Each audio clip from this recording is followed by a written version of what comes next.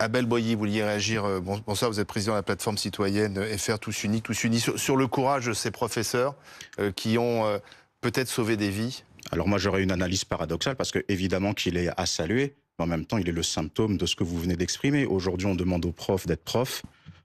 Garde du corps, visiblement, psychologue, psychiatre, éducateur, c'est trop. En plus, ils sont mal payés.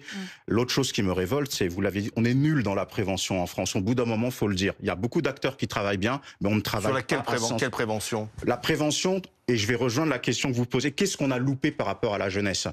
On a loupé le virage des réseaux sociaux, qui est arrivé au début des années 2010, et le rapport désinhibé qu'a la jeunesse à la violence. Vous avez des jeunes qui sont capables, lorsqu'ils n'ont rien à faire, de passer 10 à 15 heures dans une journée à regarder du contenu violent, qui les flingue psychologiquement dans leur rapport à l'autorité, à la sexualité, à l'argent facile, à la violence en tout genre, et le fléau des couteaux qui rentrent dans les écoles. On sait que ça existe, ça fait même des dizaines d'années que ça existe. Il n'y a pas longtemps, j'échangeais avec une proviseure adjointe qui me disait qu'elle avait retrouvé une lame de 40 cm dans le contexte de cet établissement. Il savait que ça venait d'une classe en particulier. Elle demande à qui appartient cette arme. Omerta, personne ne répond. C'est-à-dire que de gré ou de force, il y a une sorte de complicité. Donc c'est extrêmement compliqué. Au niveau de... Les politiques parlent toujours à travers le prisme de la sanction et la répression. Et il en faut, bien entendu. Mais en prévention, je le répète, on est nul. On est toujours là, en train d'attendre qu'un drame arrive pour dire on va gonfler les muscles, on va agir. Ah, oui, mais là, pour l'instant, on ne sait pas encore tout du profil de cet adolescent. Visiblement, il n'était pas connu du service de police. Mais on sait qu'il y a un problème psychologique, déjà. Oui, mais est-ce que l'établissement l'avait constaté? Est-ce que le personnel l'avait constaté, ce problème psychologique? Probablement pas. Dans un établissement qui accueille 2000 élèves. Hein. On attend d'autres éléments, mais c'est comme vous l'aviez dit, cet élève était identifié pour avoir un comportement assez marginal. Oui, c'est ce que disent ses camarades de classe. Depuis le mois de septembre en plus, donc ça ne date pas d'aujourd'hui. Mais le personnel scolaire lui-même, il est dépassé, il a trop de choses à faire. Donc peut-être qu'aussi l'éducation nationale doit ouvrir le canevas par rapport aux acteurs associatifs, parce qu'aujourd'hui, certaines associations qui travaillent très bien, à partir du moment où elles n'ont pas l'agrément éducation nationale, ne peuvent pas travailler si ce n'est une initiative personnelle d'un établissement en dehors de ce canevas. Abel Boilly, puisque vous faites partie d'une plateforme citoyenne qui s'appelle Tous Unis, c'est la répétition aussi de ces attaques au couteau, plus ou moins graves. Là, on est dans la gravité absolue puisqu'il y a une mort, il y a des blessés graves. Donc qu'est-ce qu'il faut? Il faut même une prise de conscience de notre société. C'est une prise de conscience collective, comme ça vient d'être dit. En tant qu'acteur de terrain, on le vit comme un échec. Ouais. On le vit comme un échec, et d'autant plus même quand on est parent, on se dit mais si ça arrive à notre enfant. Et on en revient toujours à cette question, qu'est-ce que l'on a loupé? Mais qui a raté? Les politiques? Nous, les adultes. Mais il y a une fracture générationnelle qui est créée à cause d'Internet aujourd'hui, entre le monde des enfants, des adolescents et le monde adulte. On ne se comprend plus aujourd'hui.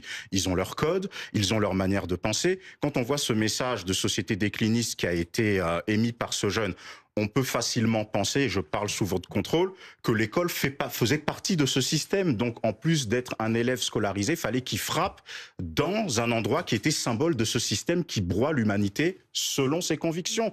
Et il est très facile d'imaginer que forcément, il devait être peut-être sur Snapchat. Il parle de conditionnement social totalitaire, d'un système de violence systémique qui broie, d'aliénation sociale. Vous savez, des prêcheurs comme ça...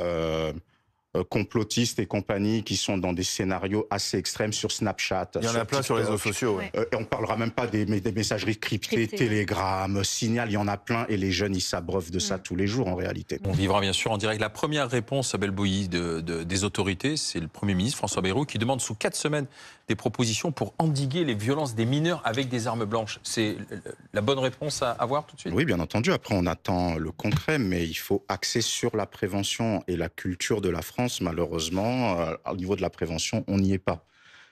On se retrouve dans une situation avec un jeune qui fait un appel quelque part, qui envoie un message à 2000 autres personnes. Et en plus, il faut voir le modus operandi parce qu'il n'agit pas que dans une salle. Il a besoin de diffuser son action aussi. Donc, peut-être qu'il déconnecte sur le plan psychique et il peut penser être dans une sorte de mission christique, si je peux utiliser cette expression, où il va se sacrifier pour sa cause. Donc on attend d'avoir plus d'informations. Mais pourquoi est-ce que je dis cela? Parce que des bombes à retardement comme ce jeune-là, j'en vois tous les jours.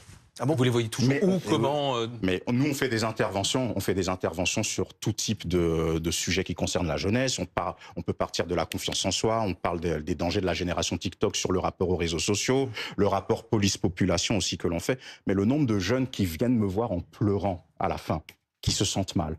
On ne connaît pas quelle est la situation du socle familial, mais dans les familles, les violences verbales, physiques, psychologiques, la question de la pédocriminalité intrafamiliale qui est un véritable tabou dans la société. Et on se retrouve avec des jeunes qui sont fracassés en réalité. Pas 100% des jeunes, bien entendu, mais je le répète, des bombes à retardement comme ça, il y en a plein sur le terrain, malheureusement.